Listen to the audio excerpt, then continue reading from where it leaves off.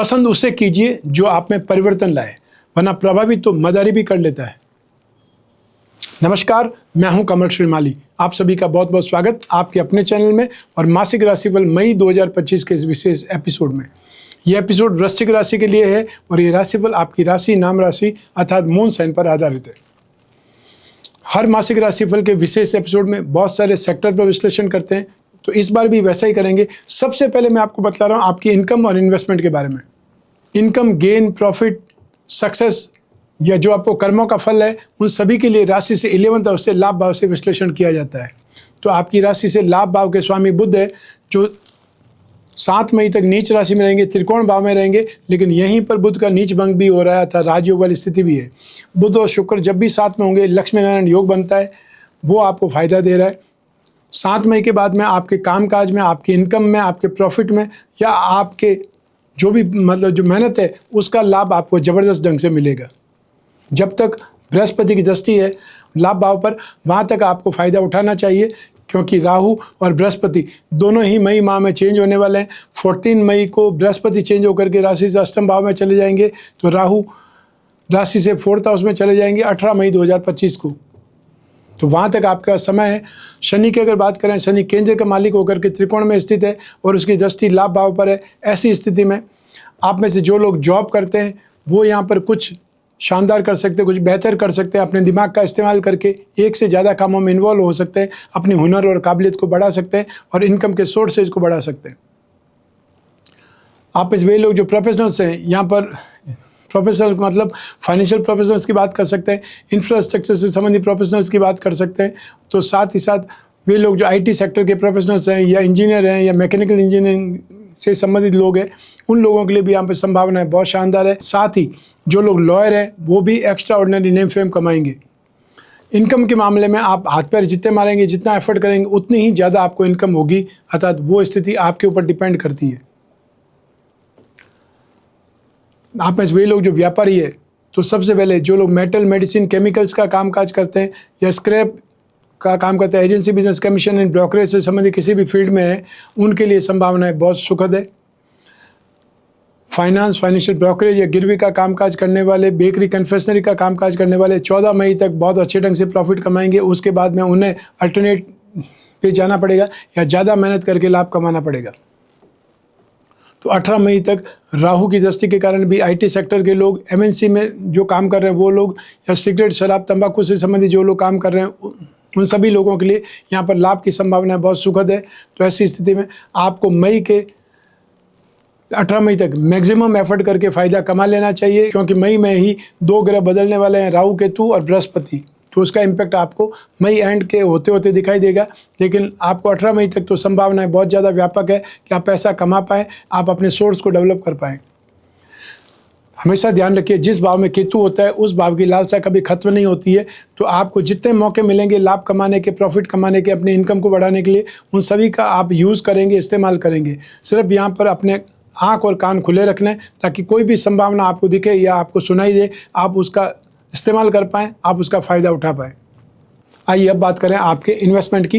राशि से 2nd house से इन्वेस्टमेंट पर विचार किया जाता है और इस भाव के स्वामी है बृहस्पति, जो कि राशि से 7th भाव में विराजमान होकर के लाभ पर, आपकी राशि पर और पराक्रम भाव को प्रभावित करके स्ट्रेंथ दे रहे हैं अर्थात पॉजिटिविटी दे रहे हैं।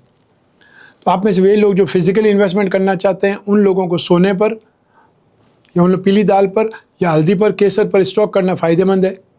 और जो शेयर मार्केट के थ्रू इन्वेस्टमेंट करना चाहते हैं, उन्हें फाइनेंस कंपनियों पर या बैंकिंग सेक्टर की कोई स्क्रिप्ट मिल जाए उस पर, बेकरी, कन्फेक्शनरी को कोई स्क्रिप्ट मिल जाए उस पर इन्वेस्टमेंट करना, या एजुकेशन से संबंधित कोई स्टार्टअप मिल जाए उस पर भी इन्वेस्टमेंट करना बेटर रहेगा। साथ ही साथ आप मेटल, मेडिसिन, केमिकल से संबंधित या ऑटोमोबाइल सेक्टर से संबंधित, मैन्युफैक्चरिंग सेक्टर से संबंधित जो भी कंपनियां उसमें इन्वेस्टमेंट कर सकते हैं, वो भी लाभदायक होने वाला है। अर्थात मई 2025 में इन्वेस्टमेंट के हिसाब से आपकी स्थितियां ज़्यादा बेटर है। और बृहस्पति 14 मई को जब राशि से अष्टम भाव में चले जाएंगे, तो अपनी खुद की मूल त्रिकोण राशि पर दृष्टि रहेगी, तो गोल्ड का इन्वेस्टमेंट तो आपको निरंतर फ़ायदा देगा। आप 6 जून के बाद में संभव हो तो चांदी पर भी इन्वेस्टमेंट करें, क्योंकि चांदी के भाव भी अपनी मैक्सिमम स्ट्रेंथ पर नहीं पहुँचे, अभी उनको बढ़ना बाकी है।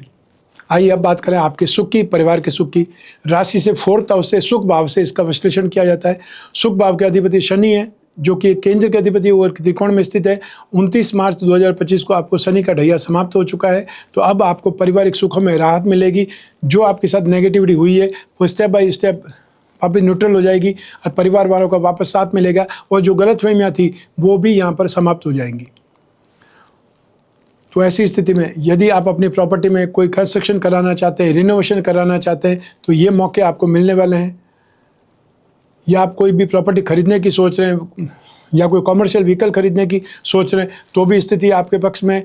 तो आपके परिवार वालों का साथ भी आपको मिलेगा और साथ ही साथ परिवार वालों की समृद्धि की स्थिति भी बनेगी। और आने वाले समय में 14 मई के बाद में जब बृहस्पति की दृष्टि 4th हाउस पर होगी तो घर परिवार में वृद्धि की स्थिति भी बनेगी, अर्थात कोई नया मेहमान घर में आ सकता है या उसके आने की सूचना मिल सकती है, या फिर घर में किसी भी रिश्तेदार का विवाह जो फाइनल हो सकता है। वो स्थिति में भी घर के सदस्यों की परिवार में वृद्धि होने वाली है। आइए अब बात करें आपकी शिक्षा की, संतान सुख की। राशि से 5th हाउस से शिक्षा का, संतान का विश्लेषण किया जाता है और इस भाव के अधिपति बृहस्पति हैं, त्रिकोण के स्वामी होकर के केंद्र में विराजमान है। ये स्थिति राजयोग की है। बुध और शुक्र जब भी साथ में होते हैं तो लक्ष्मी नारायण योग कहा जाता है और पंचम भाव के लिए तो ये एक प्रकार से वरदान है। आपकी राशि से पराक्रम भाव और सुख भाव दोनों भावों के अधिपति शनि यहाँ पर राशि से 5th हाउस में है। वो स्थिति आपके लिए बहुत ज़्यादा सुखद है, या ये बोल सकते हैं उसका आपको फ़ायदा उठाना चाहिए। तो जहाँ तक शिक्षा की बात है, जो भी टेक्निकल सब्जेक्ट्स के स्टूडेंट्स हैं, मेडिकल या नॉन मेडिकल, उनको यहाँ पर स्ट्रेंथ मिलेगी, उनको यहाँ पर एक प्रकार से पहचान मिलेगी, या उनका स्ट्रेंथ यहाँ पर काफ़ी ज़्यादा बेटर हो जाएगी। आपको हेल्पिंग हैंड मिलेंगे, आपका कॉन्फिडेंस बढ़ जाएगा। वो लोग जो IT सेक्टर से संबंधित स्टूडेंट्स हैं, सॉफ्टवेयर से संबंधित स्टूडेंट्स हैं, या कोई रिसर्च से संबंधित स्टूडेंट हैं, स्पेस साइंस से संबंधित स्टूडेंट हैं, उनके लिए यहाँ पर मई 2025 बहुत ज़बरदस्त है। एक्स्ट्रा ऑर्डिनरी सक्सेस का कारण बन सकता है। यदि कोई एग्ज़ाम है, कोई इंटरव्यू, कोई डिबेट में हिस्सा लेना है, तो 14 मई 2025 से पहले पहले जो एग्ज़ाम होते हैं उसमें आपकी स्थिति बहुत शानदार है, बहुत सुखद है, जब तक सूर्य उच्च राशि का है। तो आप में से वे लोग जो फैशन या डिज़ाइनिंग से संबंधित, मास मीडिया से संबंधित कोई कोर्स कर रहे हैं, उनके लिए मैं यहाँ पर संभावनाएं बहुत शानदार है, अर्थात आपको मैक्सिमम फील्ड में सपोर्ट मिलने वाला है। और सबसे बड़ी बात कि पंचम भाव के स्वामी बृहस्पति ही शुक्र के घर में और शुक्र यहाँ बृहस्पति के घर में, इन दोनों एक्सचेंज लॉर्ड बने हुए हैं। उस स्थिति में वे लोग जो स्पिरिचुअल साइंस, लिटरेचर या फाइनेंस से संबंधित कोई भी स्टडीज़ कर रहे हैं, उन लोगों के लिए भी मई 2025 बहुत शानदार है, उन्नति प्रगति देने वाला है।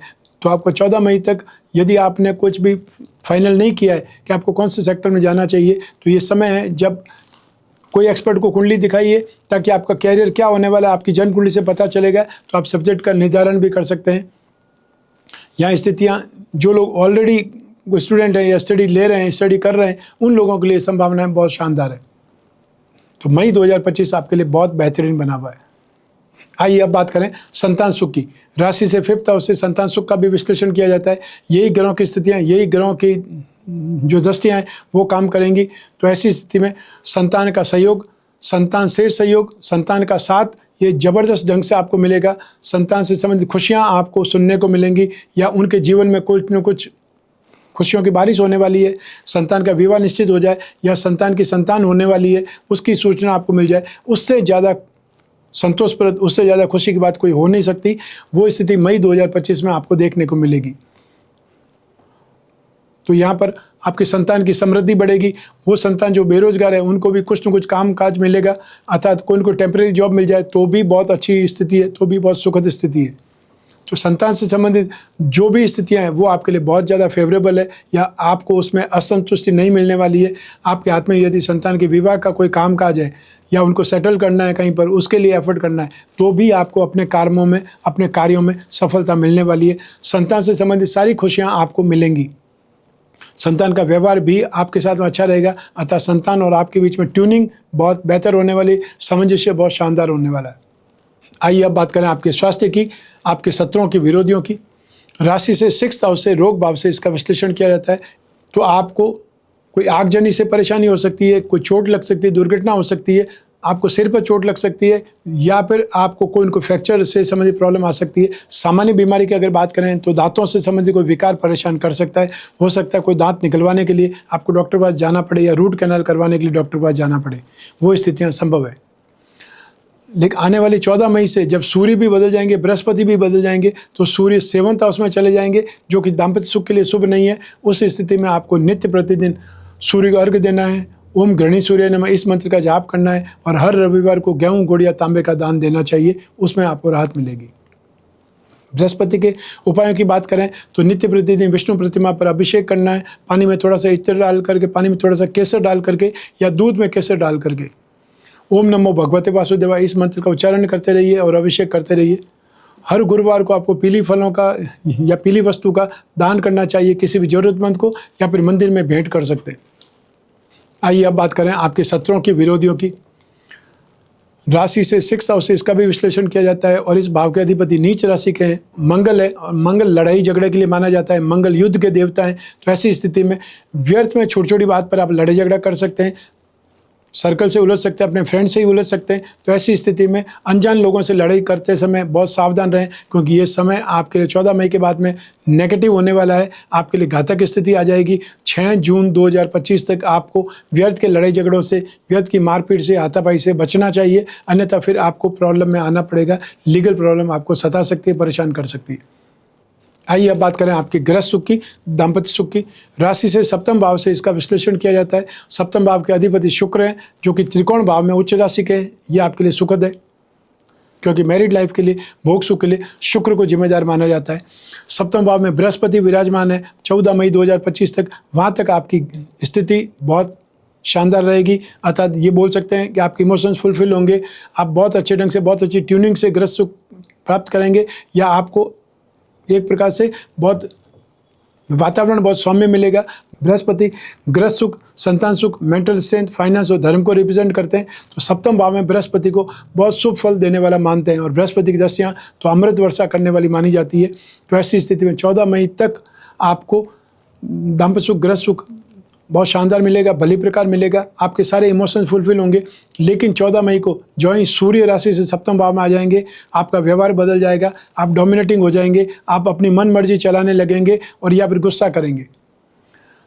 सूर्य क्योंकि आग बरसाता है, सूर्य हमेशा दुखी करता है, परेशान करता है, इसीलिए सूर्य को 3rd हाउस में, 6th हाउस में, 8th हाउस में या 11th हाउस में, 12th हाउस में अच्छा माना जाता है, क्योंकि नेगेटिव स्थितियों को जलाने का काम करने का मतलब है आपको पॉजिटिव मिले।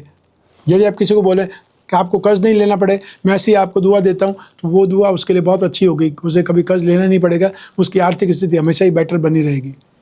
जिन लोगों की नई नई शादी हुई है उन लोगों के लिए समय अच्छा है, लेकिन आपको प्रैक्टिकल होने के लिए जो आने वाली 14 मई है वहाँ से स्थिति आने वाली है, तो अपने आप को मेंटली प्रिपेयर रखिए कि छोटी छोटी बातों पर कैसे वाद विवाद खड़ा हो जाता है और कैसे स्थितियाँ नेगेटिव हो जाती है, माहौल ख़राब हो जाता है, एटमॉस्फेयर आपको दुख देने वाला या प्रताड़ित करने वाला बन जाता है, वो आपको ध्यान पड़ेगा। और जिन लोगों की शादी की बातचीत चल रही है उनको जितना जल्दी वो एफर्ट करके फाइनल स्टेज पे पहुंचना चाहिए, क्योंकि एक बार बृहस्पति आगे निकल गए तो 18 अक्टूबर 2025 तक वापस फाइनल होना, विवाह के रिश्ते तय होने में मुश्किलें आ जाएंगी, वो बात खटाई में पड़ जाएगी। आइए अब बात करें उन लोगों की जिनके जीवन में कोई गहरी फ्रेंडशिप चल रही है, या वे लोग जो प्रेम प्रसंगों में हैं या कोई न कोई रिलेशनशिप में, उसके लिए राशि से 5th हाउस से विश्लेषण किया जाता है। 7वें भाव और शुक्र की इंपॉर्टेंस भी रहती है। तो ऐसी स्थिति में शुक्र तो उच्च राशि के हैं, ये आपको सपोर्ट करेंगे। यहाँ पर बृहस्पति भी 7वें भाव में स्थित हैं, वो भी आपको सपोर्ट करेंगे। लेकिन राहु और शनि के साथ में होने से, या राहु में शुक्र के साथ में होने से, शुक्र और राहु जब भी साथ में होते हैं तो उस योग को कामांध योग कहा जाता है, वो स्थिति शुभ नहीं है। साथ ही साथ शनि और राहु दोनों पापी ग्रह माने जाते हैं, विच्छेदात्मक ग्रह माने जाते हैं। तो व्यर्थ की बहसबाजी होकर के आपका रिश्ता खराब हो सकता है, रिश्ते में टूट फूट हो सकती है, अर्थात जो आपने समय से या बहुत लंबे समय से स्ट्रेंथ कमाई है, विश्वास कमाया है, वो विश्वास धूमिल हो सकता है। राहु के कारण कोई न कोई गलतफहमी आपके बीच में डेवलप की जा सकती है। उन गलतफहमियों से सबसे पहले बचना है, और गलतफहमियों को सुन करके लड़ाई झगड़ा नहीं करना है। हो सकता है कोई जानबूझ करके आपको प्रवोक कर रहा हो लड़ाई झगड़ा करने के लिए, ताकि आपका रिश्ता टूट जाए। उससे संबंधित है कि आप उनसे बातचीत जब भी करें, अच्छे माहौल में बातचीत करें, और गलत बयानी नहीं करें, और ना किसी के निजी जीवन में बहुत ज़्यादा झांकने का प्रयास करें। आइए अब बात करें हाउसवाइफ्स की, अर्थात गृहिणियों की। 29 मार्च 2025 को शनि का ढैया समाप्त हो जाने से आपको राहत मिल रही है। आपके संतान का सुख बहुत अच्छी ढंग से मिल रहा है। दाम्पत्य सुख में भी कोई विकार नहीं है, कोई नेगेटिविटी नहीं है। लेकिन 14 मई के बाद में आपको थोड़ा अपने ऊपर कंट्रोल रखना पड़ेगा, क्योंकि सूर्य 7th हाउस में आ जाएंगे, जो आपको छोटी छोटी बातों पर भड़का देंगे, या ये बोला जा सकता है कि आपको अपने ऊपर कंट्रोल रखने में परेशानी आएगी। तो ऐसे में सूर्य को उपाय करना बहुत सही रहेगा। और या फिर आपको जहाँ तक संभव हो अपनी राशि के स्वामी अर्थात मंगल के उपाय करने चाहिए। और मंगल के उपाय क्या होंगे इस एपिसोड के अंत में बतलाऊंगा। आइए अब बात करें आपके जॉब, आपका प्रोफेशन, आपका कैरियर या बिजनेस के बारे में। राशि से 10th हाउस से इसका विश्लेषण किया जाता है। और 10th हाउस के स्वामी है सूर्य, जो कि इस समय उच्च राशि में और बहुत सही स्थान पर है। सूर्य को 6th हाउस में बहुत अच्छा माना जाता है, योग्य माना जाता है, कारक माना जाता है। तो ऐसी स्थिति में आप में से जो लोग जॉब कर रहे हैं उनकी स्थितियाँ बहुत पॉजिटिव है। जो लोग बिजनेस पर्सन्स हैं उनके लिए आने वाला समय और ज़्यादा बेटर है। जब बुध अगली राशि में आ जाएंगे, सूर्य के साथ में ज्वाइन कर लेंगे, तो आपको बुध अदिति योग का फल मिलेगा। और इस समय भी शुक्र उच्च राशि में बुध के साथ में लक्ष्मी नारायण योग का फायदा आपको मिल रहा है। 18 मई 2025 को जब राहु बदलेंगे तो केतु भी बदलेंगे। तो ऐसी स्थिति में राहु केतु का, शुक्र का और सूर्य का, इन सभी का शुभ फल आपको मिलेगा, अतः स्ट्रेंथ आपको मिलेगी। तो ऐसी स्थिति में जॉब करने वालों के लिए यहाँ पर उन्नति प्रगति के दरवाजे खुलेंगे। यहाँ पर आपकी सैलरी में हाइक आ सकता है, या सैलरी में वृद्धि हो सकती है, या कोई बहुत बड़ी जिम्मेदारी आपको दी जा सकती है, वो स्थिति बन सकती है। और जो लोग गवर्नमेंट सेक्टर में हैं उनको 14 मई तक कोई बहुत बड़ा अवार्ड रिवार्ड मिलने की संभावना बनेगी। जो आपने जो काम किया है या किसी क्षेत्र में आपको जिम्मेदारी सौंपी गई है, चाहे डेपुटेशन पर आपको भेजा गया है, तो अल्टीमेटली आपने जो अपनी प्रतिभा दिखलाई है उसके लिए आपको यहाँ पर नॉमिनेट किया जा सकता है, कोई अवार्ड के लिए या बहुत अच्छे प्रमोशन के लिए। आप में से वे लोग जो प्रोफेशनल्स हैं, यहाँ उनके लिए स्थितियाँ बहुत बलवान है। स्पेशली वो प्रोफेशनल्स जो लाइसेंसिंग से संबंधित कामकाज करते हैं या फिर मैनेजमेंट से संबंधित कामकाज करते हैं, उन लोगों के लिए यहाँ पर संभावनाएं बहुत शानदार है। फैशन और कॉस्मेटिक से संबंधित जो भी काम करने वाले लोग प्रोफेशनल्स हैं, उनके लिए स्थितियां यहाँ पर बहुत बलवान है। तो सब मिलाकर के स्थितियां आपके लिए फेवरेबल है। यहाँ पर आपका कामकाज जो भी आप करोगे उसमें आगे बढ़ने के लिए आपको रास्ते भी दिखेंगे, और साथ ही साथ आप इस नई टेक्नोलॉजी अपना सकते हैं। नए लोगों को रख करके भी उनका इस्तेमाल कर सकते हैं। जो आपका दिमाग है या जो आपकी सोचने की क्षमता है वो एक लिमिट है। नए व्यक्ति को रखेंगे तो उसका दिमाग कुछ और कहेगा, उसका दिमाग में कुछ और प्लानिंग हो सकती है, उसके बाद जो एक्सपीरियंस है उससे और कहानी गढ़ी जा सकती है। तो ऐसी स्थिति में आपको हमेशा नए नए लोगों को एक प्रकार से परखना चाहिए, नए लोगों का इस्तेमाल करना चाहिए अपने व्यापार को बढ़ाने के लिए। और आप में से वे लोग जो बिजनेस पर्सनस हैं उनके लिए यहाँ पर संभावनाएँ बहुत शानदार है। मई 2025 आपके लिए अपार संभावनाएं लाने वाला है, क्योंकि 31 मई तक शुक्र तो उच्च राशि में ही रहेंगे, और शुक्र जो कि आपकी राशि से सप्तम भाव के जो स्वामी हैं, अर्थात साझेदारियों में जो काम करने वाले लोग हैं, कॉन्ट्रैक्ट में काम करने वाले लोग हैं, उनके लिए यहाँ पर स्थिति बहुत सुखद है। और यहाँ भी 14 मई तक सूर्य उच्च राशि के हैं। तो ऐसी स्थिति में यदि कोई टेंडर में आप पार्टिसिपेट करते हैं, टेंडर खुलने के लिए बिड लगाते हैं, तो भी आपकी स्थिति यहाँ पर बहुत सुखद है, अर्थात आपको कॉन्ट्रैक्ट मिलने के योग ज़्यादा है। सेक्टर्स की बात करें तो आप में से वे लोग जो अनाज का काम करते हैं, जेम्स एंड ज्वेलरी का काम करते हैं, गोल्ड का काम काज करते हैं, लाइसेंसिंग का काम काज करते हैं, तो आपके लिए स्थितियाँ बहुत बेटर है। फैशन एंड कॉस्मेटिक सेक्टर से या इवेंट एंटरटेनमेंट से, मीडिया से, और या फिर कोई शो बिजनेस से जुड़े हुए लोग हैं, या टीवी लाइन या फिल्म लाइन से संबंधित जो लोग हैं, उनके लिए भी यहाँ संभावनाएं बहुत अपार है, बहुत शानदार है। और साथ ही साथ 18 मई से जो आईटी सेक्टर के लोग हैं, आईटी सेक्टर में कामकाज करते हैं, सॉफ्टवेयर से संबंधित कामकाज करते हैं, या सॉफ्टवेयर से संबंधित कोई डेवलपर लोग हैं, अपनी कंपनी बना चुके हैं, तो आपके लिए भी यहाँ पर स्थितियाँ एक्स्ट्रा ऑर्डिनरी है। और 18 मई से जब केतु राशि से 10th हाउस में आ जाएंगे तो एक से ज़्यादा कामों में हाथ डालेंगे और सफल रहेंगे। इसलिए आपको समय से पहले मेंटली प्रिपेयर बनना है। आपको कोई प्लान करना है कि आप नेक्स्ट स्टेप पे क्या करने वाले हैं। यदि जो स्थिति मैंने बोली है वो आपको दिखाई देती है, तो आपको उस स्थिति को, अपॉर्चुनिटी को झपटा मारना है, अर्थात उस स्थिति को अपने को ग्रैब करना है, उसे अपनाना है। आइए अब बात करें मासिक राशिफल मई 2025 के उपायों के बारे में। आपकी राशि का अधिपति मंगल है, जो कि नीच राशि में है। तो आपको 6 जून 2025 तक नित्य प्रतिदिन हनुमान चालीसा या बजरंग बाण का पाठ करना है, या फिर मंगल का जो बीज मंत्र है ओम क्राम क्रीम क्रोम सह भोमाय नमः, उस मंत्र का जाप कर सकते हैं। हर मंगलवार को लाल वस्तुओं का, लाल फलों का, लाल दाल का दान कर सकते हैं। आसपास हनुमान मंदिर और सिंदूर का चोला चढ़ा सकते हैं। और सेकंड उपाय करना पड़ेगा सूर्य का। 14 मई 2025 से सूर्य सप्तम भाव में आ जाएंगे, जो आपको मैरिड लाइफ को डिस्टर्ब करेंगे, दाम्पत्य सुख को प्रभावित करेंगे। तो सूर्य का जब आप उपाय करेंगे तो नित्य सूर्य को अर्घ्य देना है। आपको हर रविवार को गेहूं गुड़ तांबे का दान देना चाहिए। और यदि कोई मंत्र जाप कर सकते हैं तो ओम घृणी सूर्याय नमः इस मंत्र का जाप करना चाहिए। आप चाहें तो अपनी जन्म कुंडली के संदर्भ में इस गोचर फल को, राशि फल को और सटीकता से जान सकते हैं, क्योंकि जन्म कुंडली आपकी अपनी है और आपकी अपनी बर्थ डिटेल से ही बनती है। जीवन में जब समस्याएं ज़्यादा हो, भविष्य में झांकना हो, कोई बहुत बड़ा डिसीजन लेना हो, तो अपनी जन्म कुंडली का विश्लेषण कराना चाहिए, समय समय पर कराना चाहिए। और मैं तो कहता हूँ 1 वर्ष में 1 बार अपनी कुंडली का विश्लेषण जरूर कराना चाहिए। आने वाला समय अच्छा है तो उत्साह के साथ में काम करेंगे, ज़्यादा फायदा कमाएंगे। आने वाला समय नेगेटिव है तो अपने नुकसान को बचाने के लिए जो एफर्ट करेंगे वो भी अगर नुकसान बचता है तो आपका फ़ायदा ही है। तो ऐसी स्थिति में जब भी आपको अपनी जन्म कुंडली का विश्लेषण कराना हो, आप कोई भी कंट्री में, कोई भी सिटी में रहते हो, अपने घर बैठे हुए, अपने घर की 4 दीवारी में या ऑफिस में बैठे हुए अपनी कुंडली का विश्लेषण करा सकते हैं। आप अपना कन्वीनियंट टाइम बताएंगे, जो फॉरेन में रहते हैं और जो इंडिया में रहते हैं उनके लिए जब भी समय आपको देना है, शाम को ऑफिस में आने के बाद में या सुबह ऑफिस जाने से पहले, तो हम लोग ट्राई करेंगे कि आपके चाहे गए समय पर हम आपसे बात करें, विश्लेषण करें, डिस्कस जो करना है वो कर पाएँ। आप और मैं ही बात करेंगे, बीच में तीसरा कोई भी नहीं होगा। तो ऐसी स्थिति में अपनी पर्सनल से पर्सनल प्रॉब्लम आप डिस्कस कर सकते हैं और जो उपाय होंगे वो आपको लिखित रूप में पहुँचेंगे, चाहे ईमेल के माध्यम से या व्हाट्सएप के माध्यम से। आपको सिर्फ एक छोटा सा काम करना है, स्क्रीन पर लिखे हुए नंबर पर संपर्क करके अपॉइंटमेंट फिक्स करना है या व्हाट्सएप नंबर पर मैसेज ड्रॉप करना है। हमारे टीम मेंबर्स आपसे संपर्क करेंगे और अपॉइंटमेंट फिक्स करके बात कराने तक जिम्मेदार बने रहेंगे।